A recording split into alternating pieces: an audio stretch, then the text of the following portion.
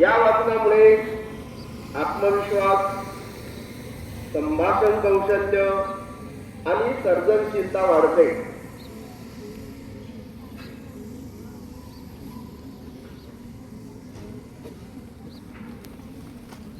याचा उद्देश काय आहे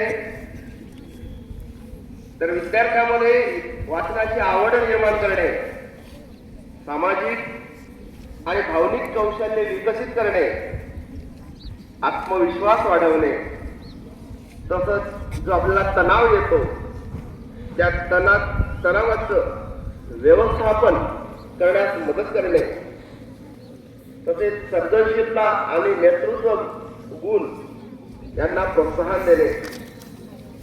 तर यामध्ये या सहभागी कोण असतात तर विद्यार्थी, शिक्षक, पालक आणि शिक्षकेतर कर्मचारी या सर्वांचा यामध्ये सहभाग असतो. या उपक्रमामुळे काय होते, आपल्यामध्ये चांगली सवय लागते.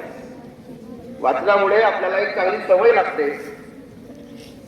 मुलांना बोलण्याची, सादरीकरणाची संधी मिळते, ज्यामुळे आपल्याला धीटपणा येत असतो.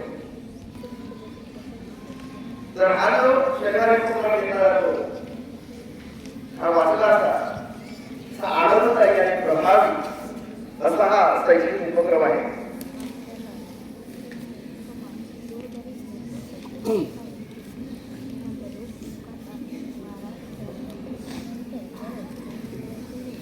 आणि हे जे वाचन आहे मौनपणे करायचे असते.